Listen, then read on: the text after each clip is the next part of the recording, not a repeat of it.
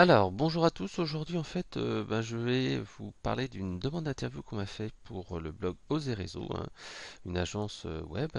Et en fait, ils m'ont interviewé dans le cadre de la sortie de mon livre, le Growth Hacking. Et ils m'ont posé quelques questions. Et donc, je vais vous les dire. Et comme ça, en fait, vous pourrez directement les avoir. Alors, d'abord, ils me demandent, pourriez-vous vous présenter et votre parcours? En fait, bon, si vous suivez le blog régulièrement, vous savez que ça fait plus de 15 ans que je travaille dans le domaine du web marketing. J'ai débuté dans les années 2000 en tant que product manager dans le domaine des logiciels. J'avais fait une petite excursion très rapide pendant quelques mois dans le domaine des jeux vidéo. Et ensuite, je me suis orienté dans un domaine beaucoup plus rentable qui est celui des logiciels B2B. Et ensuite, j'ai monté le blog Conseil Marketing en 2006 et maintenant ça fait 11 ans que je tiens le blog. J'ai édité la première formation au blogging en 2009 qui s'appelle Bloguer comme un pro, qui est d'ailleurs toujours en vente et que j'actualise à peu près tous les ans avec de nouvelles vidéos. Il y a toujours en fait un peu de contenu. Actuellement, je suis ce qu'on appelle un slasher. Un slasher, c'est-à-dire une personne qui cumule en fait plusieurs emplois. En effet, je suis toujours product manager après avoir travaillé chez différents éditeurs de logiciels. Là, je suis chez Eloquent, qui est un éditeur de solutions d'enquête de satisfaction, de centre d'appel, de chat, de parcours client et d'analyse sémantique. Et donc ça c'est la journée. Et le soir en fait donc je suis toujours sur conseilmarketing.com qui est l'un des 10 blogs marketing en France avec plus de 10 000 visiteurs par jour, à peu près 40 000 euros de chiffre d'affaires annuel. Voilà, et donc j'ai d'ailleurs fait un petit bilan. Si vous êtes intéressé, vous tapez ce que j'ai à vous dire après 11 ans à bloguer et 4700 articles et 25 millions de visiteurs. Voilà. Alors, la première question qui est vraiment intéressante, c'est qu'est-ce que le growth hacking? Alors moi, à chaque fois, je dis le growth hacking, c'est pas quelque chose de nouveau, hein, c'est pas une formule magique, c'est pas quelque chose que on vient tout de suite de sortir. Pour moi, en fait, le growth hacking, c'est une philosophie qui date depuis un petit moment. On l'a juste formalisé parce qu'en fait, il y a des startups qui ont commencé à utiliser ce mot-clé-là, ce terme-là, pour dire ok, on va pas faire comme d'habitude, on va un petit peu casser les codes. Pour moi, le terme growth hacking, c'est juste mettre un mot sur moi ce que j'ai appelé pendant très très longtemps, c'est d'efficacité maximale. L'efficacité maximale, qu'est-ce que c'est? C'est tout simplement mettre en place des stratégies qui visent en fait à avoir une croissance forte et rapide en détournant le système pour avoir un résultat maximum avec un minimum de moyens. Voilà. Alors après, ce qui est super important, c'est de distinguer deux mots dans le growth hacking. Parce qu'en fait, beaucoup de gens dans growth hacking retiennent qu'un seul mot, le mot hacking. Hacking, c'est-à-dire détourner un système, ce qui n'est pas forcément toute la philosophie de growth hacking, c'est même en prendre que la moitié et pas forcément la meilleure moitié. Alors le hacking, qu'est-ce que c'est? C'est tout simplement détourner un système, flirter avec les limites du système, utiliser des méthodes ingénieuses, essayer d'automatiser, etc., etc. Donc moi j'ai tendance en fait à donner un exemple simple. Le hacking, qu'est-ce que c'est? Et ça vous parle vraiment à tout le monde. C'est Dick Fosbury qui est l'inventeur du Fosbury Flop, hein, c'est-à-dire quand on saute, quand on saute en fait en hauteur.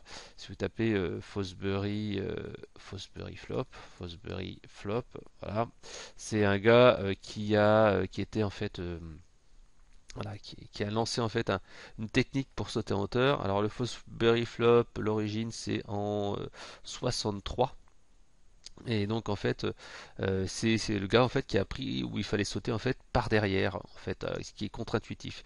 Il a vraiment fait une révolution dans son sport en démontrant qu'il était beaucoup plus intéressant de sauter comme ça en arrière que utiliser les méthodes traditionnelles. Donc ça c'est vraiment un exemple simple, hein. C'est quelqu'un qui a remis complètement en question. Euh, Autrement, un autre exemple, tiens aussi dans le domaine sportif, si vous connaissez Greg LeMond, voilà, et il y a le vélo, son fameux vélo, marathonien, vélo pas électrique, mais vélo marathonien. En fait, ce qui se passe, c'est qu'en fait, Greg LeMond, il avait trouvé une technique qui était vraiment intéressante, c'est-à-dire qu'en fait, il était, je crois, avec Laurent Fignon à un moment donné, et donc en fait, ils étaient au Tour de France, en train comment dire, d'être coude à coude. Et qu'est-ce qui s'est passé? C'est qu'en fait, il a sorti un vélo spécial pour tout ce qui était hop, j'ai consulté une page là, pour tout ce qui était vélo de vitesse. Et donc en fait, qu'est-ce qu'il a fait? Et ben en fait, il a utilisé comme ça un vélo qui lui a permis de remporter le Tour de France. Et vraiment, c'était un truc un peu fou quoi.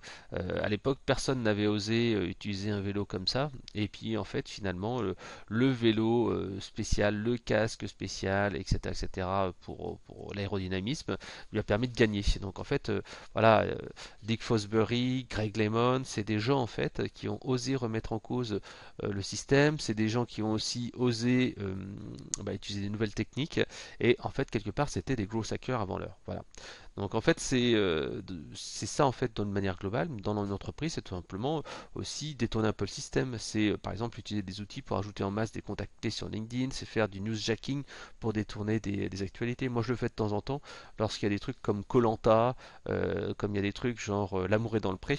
Mais à chaque fois, je récupère quelques centaines de visites sur mon site. Bon, voilà, c'est pas forcément hyper ciblé, mais en tout cas, ça permet de récupérer des visiteurs. Encore une fois, d'ailleurs, et je viendrai, ce sera ma liaison d'ailleurs pour la deuxième partie dans Growth Hacking, il y a Growth, c'est de dire que oui, on peut mettre en place ces petites techniques là pour attirer des visiteurs, mais si c'est pas des visiteurs qui convertissent, des visiteurs qui achètent, ça ne sert à rien.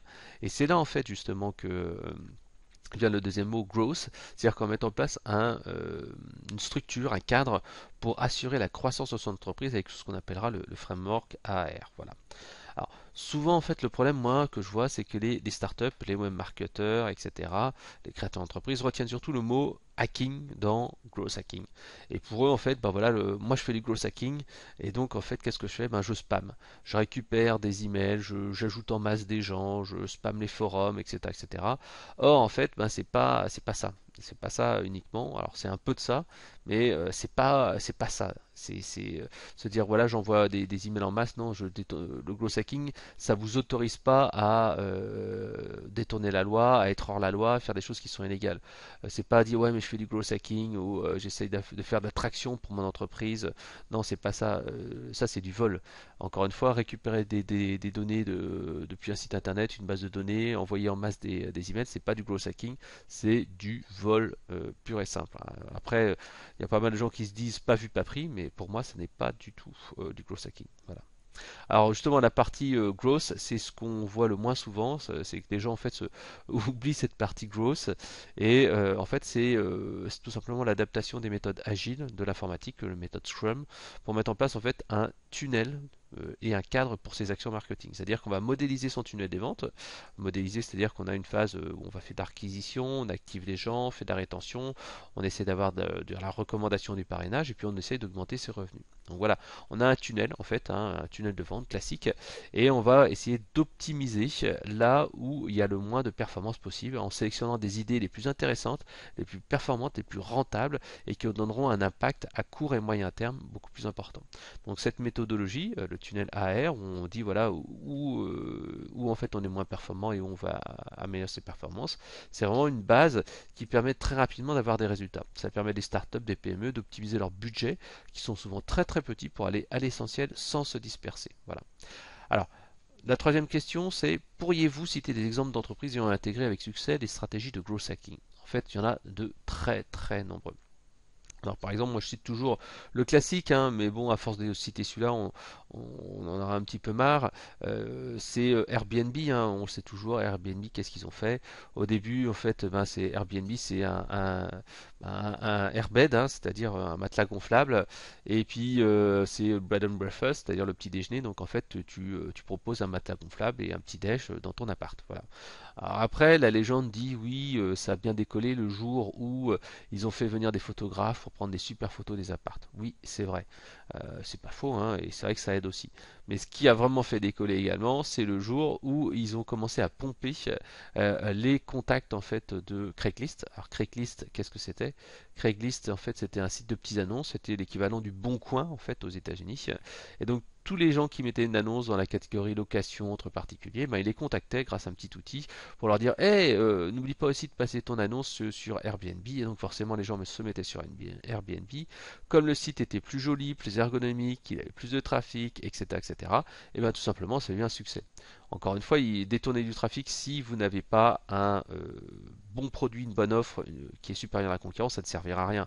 Là, ce qui a fait le succès, c'est que donc ils ont réussi à détourner du trafic, mais leur offre était bien. Voilà. Donc les entreprises qui ont souvent retenu du hacking sont souvent les plus connues. C'est ça en fait qui remet un petit peu en lumière parce qu'une croissance, une optimisation de la croissance, c'est un petit peu simple. C'est on peut dire aussi Dropbox, hein, Dropbox qui suivait ses métriques de conversion, etc. La plupart des entreprises comme ça suivent les conversions, le tunnel de vente. Néanmoins, c'est vrai que les exemples les plus intéressants, les exemples les plus drôles et ceux qui ont plus d'impact, c'est ceux qui ont réussi comme ça à faire de la croissance sur la peau d'un leader. En fait, c'est souvent ce qui se passe, hein. On a des leaders sur un marché qui sont un petit peu endormis et crac, on va aller leur prendre leurs clients parce qu'ils font 80% du marché et leurs produits sont pas optimaux, ils sont pas encore adaptés et il y a des choses qui évoluent, etc. Alors j'essaie toujours à chaque fois de donner des exemples un peu plus français, un peu plus proches de nous, qui vous parlent. Alors en fait, souvent je donne trois, là je vous en donne trois d'ailleurs. C'est quel job le site d'emploi qui en fait été un crawler hein, dans l'emploi, qui était un job board. C'est-à-dire qu'en fait ils ont récupéré toutes les offres d'emploi qu'il y avait à la NPE, qu'il y avait sur les sites d'emploi, pour les mettre sur son site à lui. Et en fait ils ont utilisé cette technique-là de manière très intelligente parce que il y avait plein de sites d'emploi qui étaient dispersés, mais il y avait personne qui rassemblait tout. Certes, il y avait la NPE qui était censée le faire, mais le Pôle emploi ne le faisait pas. Et en fait, au début, ils ont commencé comme ça à récupérer toutes les annonces et à les centraliser, et ce qui était illégal parce qu'ils n'avaient pas le droit de le faire en fait. Mais ils ont pris de risques et hop, ils l'ont fait. C'est un petit peu ce que dit Tim Ferriss dans son livre La semaine de 4 heures. Il faut demander pardon, pas l'autorisation. Voilà. Un autre exemple que j'aime bien citer aussi, qui est franco-français, qui est assez emblématique, c'est Xavier Niel, qui a bâti le début de sa fortune hein, dans le domaine du truc un petit peu rose. Donc en fait, il a commencé en fait dans le Minitel Rose en tout simplement en piratant les clients du 3615 ULA vers son propre service de Minitel Rose grâce à son logiciel de Turbophone. En fait, le Turbophone permettait de composer un numéro, discuter avec les gens en disant ouais, rejoins-moi sur tel numéro de 3615 et les gens qui étaient sur 3615 ULA étaient détournés vers les autres 3615 de Xavier Niel. Alors si c'est pas que ça qui a fait sa fortune, hein, mais on peut voir que c'est un petit peu ça. Voilà. Ludovic Barthélémy aussi de Marketing Hack qui a fait plusieurs milliers d'euros de chiffre d'affaires tout simplement en récupérant les coordonnées sur internet de professionnels, petites entreprises comme des coiffeurs, des restaurants, etc., en leur vendant une formation référencement local. C'est-à-dire qu'au lieu d'aller contacter toutes les personnes, il leur a récupéré des emails contact at coiffeur machin, contact at restaurant bidule qui étaient autorisés, et il leur a dit ben voilà, vous êtes sur internet, moi je vous offre cette formation là, etc. Et en ayant des dizaines de milliers, voire des centaines de milliers d'adresses email, il a réussi à faire un chiffre d'affaires assez intéressant. Voilà.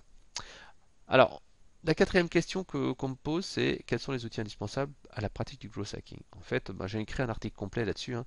Il y a 50 outils pour faire du growth hacking. Vous tapez sur mon site Arsenal du growth hacker débutant hein, et vous verrez pas mal d'outils que j'aime bien. Moi, j'aime bien SEMrush qui permet de lister les mots-clés les plus tapés, les mots-clés de ses concurrents, etc. J'aime bien LinkedIn Helper, qui est un petit outil qui permet d'ajouter automatiquement des personnes sur LinkedIn via une requête. J'aime bien Cloudflare qui permet d'avoir un petit message de bienvenue automatique sur Twitter, etc. etc. Alors, le problème, c'est que souvent ces outils-là se concentrent sur la partie hacking, comme je disais tout à l'heure, la partie hacking qui est pas forcément la plus intéressante. C'est pour ça que je dis souvent que la modélisation du tunnel des ventes AR est aussi importante que ces outils, car elle permet de donner vraiment un cadre pour la croissance. Voilà, c'est ça qui est important à retenir. Et c'est ce que j'ai essayé de faire dans mon bouquin qui s'appelle le Growth Hacking. C'est une méthode en 8 semaines pour maîtriser justement les bases de la méthode avec ce fameux tunnel, cette optimisation-là. Et en plus, j'ai rajouté 5 heures de vidéo pour être sûr d'avoir un exemple et bien comprendre que c'est pas que pirater, il y a vraiment une structure et une méthode. Voilà. Alors après, il y a toujours un débat, les gens qui me disent, bah voilà, un gros hacker doit savoir coder, il sait développer, etc., etc. Alors je dirais oui, c'est vrai que c'est pas mal, c'est pratique, parce qu'en fait, comme ça, on peut automatiser un certain nombre de choses. Le problème, c'est que ben, il faut avoir les compétences, il faut avoir le temps, et parfois, au bout de moi, ça m'est arrivé de travailler pendant 2 heures, 3 heures sur un script, et à la fin, ça marchait à moitié, c'était pas génial. Donc moi, je préfère souvent utiliser un outil ou demander à quelqu'un de me le faire pour quelques dizaines d'euros, c'est beaucoup plus efficace. Voilà. Alors, quels sont les différents types de hackers? En fait, bon, bien sûr, je me contenterai du hacker marketing, hein, hacker en entreprise. Je parlerai pas du hacker informatique. Pour moi, comme j'ai dit précédemment, il y a trois profils, hein. Il y a ce que j'appelle moi le growth hacker white hat. C'est ceux qui innovent de manière intelligente, ils trouvent une méthode, une faille, et tac, vraiment ils basent leur réflexion sur un petit peu la rationalité, qu'est-ce qu'on peut faire de mieux. C'est par exemple, moi je dirais Dick Fosbury qui a fait son fameux Fosbury Flop, hein. C'est lui qui a remis en cause la méthode et il l'a faite. Après, bon, sa carrière n'a pas duré des années, mais c'est lui qui a révolutionné le secteur. Après, moi, je parlerai des gens qui sont un peu gréates, hein, c'est les gens qui sont un peu gris, qui flirtent avec l'égalité tout en restant du bon côté de la loi. C'est mon cas. Moi, je reste dans la légalité, mais par contre, j'utilise des outils qui me permettent de gagner du temps. Voilà, c'est ça qui est important. C'est par exemple le cas de LinkedIn Helper, comme je le disais. Après, il y a les gens qui sont black hat. C'est les gens qui exploitent des techniques illégales dans un esprit pas vu, pas pris. Bah, de toute façon, tant qu'on me voit pas, bah, je vais réussir. C'est vraiment tous ceux qui font du spam par email et tout ça, hein, l'aspiration d'email. Bah, tout simplement parce qu'ils se disent non mais je ne serai jamais pris parce que la CNIL en fait a très peu de pouvoir et a très peu de chances de les poursuivre et donc ils disent bah de toute façon j'ai quasiment aucune chance dans le pire des cas et la personne va cliquer sur le bouton spam et c'est tout et puis voilà. Ils s'en foutent en fait sur les conséquences à long terme et sur leur e-réputation. C'est par exemple le cas de Xavier Niel avec son turbophone, hein. Il s'était vraiment détourné le système, détourné les conditions générales de vente et hop, il l'a fait. Alors il a eu un procès d'ailleurs qu'il a perdu, mais c'était trop tard parce que le 3615 là avait déjà fait faillite entre temps, il avait déjà gagné la guerre, quoi. Voilà. Alors, la dernière question, c'est tout simplement quelles sont les erreurs fréquentes à éviter lorsqu'on met en place du growth hacking. Bah, je pense que l'erreur, c'est vraiment de se dire que c'est bourriner. C'est récupérer des emails, c'est automatiser toutes les actions, c'est faux. Et c'est pas la bonne solution parce que si on automatise trop, qu'est-ce qui va se passer? Et ben en fait, on va avoir une communication qui sera pas humaine, pas chaleureuse, etc., etc. En plus, en bourrinant, en envoyant des emails, bah, c'est pas forcément la bonne solution parce qu'en fait, on va un petit peu se griller. Une mauvaise e-réputation se fait très rapidement et après c'est très compliqué de remonter. Puis après, avec la nouvelle législation GDPR qui va arriver bientôt, hein, on va avoir une protection beaucoup plus importante de la vie privée et une bonne partie des pratiques limites qui sont autorisées maintenant vont être clairement indiquées comme illégales, ce qui, j'espère, permettra de réduire les abus. Alors pourquoi j'ai cette position-là? Parce que je sais très bien que la surexploitation d'un outil finit par le casser. Si vous êtes un peu ancien dans le domaine de l'informatique, vous vous souviendrez tous en fait de la guerre Amiga-Atari, qui étaient des super ordinateurs, et ils ont fini par faire faillite. Et pourquoi? Tout simplement parce que tout le monde piratait. Tout le monde piratait les jeux, et finalement il n'y avait plus de rentabilité, et les consoles et tout ça sont venus sur le marché parce que après c'était beaucoup plus compliqué de pirater les jeux. Donc en fait, c'est le cas également par exemple actuellement sur LinkedIn.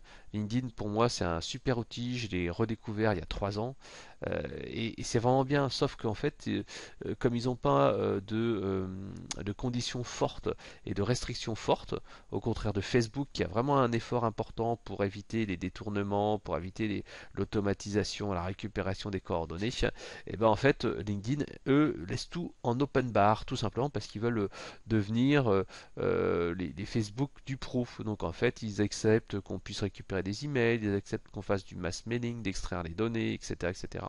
Et ça va faire fuir les utilisateurs. Donc ils ont intérêt de faire très attention à ça.